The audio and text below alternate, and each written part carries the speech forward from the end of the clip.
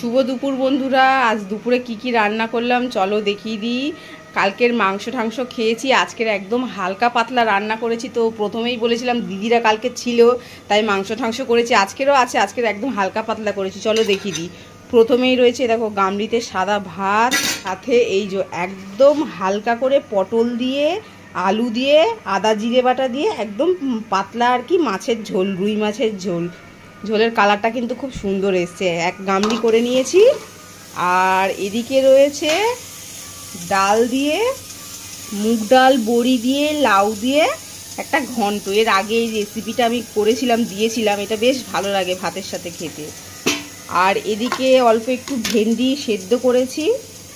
তো এই ছিল আজকের মেনু। আর কালকের একটু আমের চাটনি রয়ে গেছে।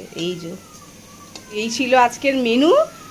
তোমরা কে কি রান্না করেছো সেটা কিন্তু কমেন্টে অবশ্যই জানিও। ভালো লাগলে লাইক কমেন্ট শেয়ার করে দিও। টাটা।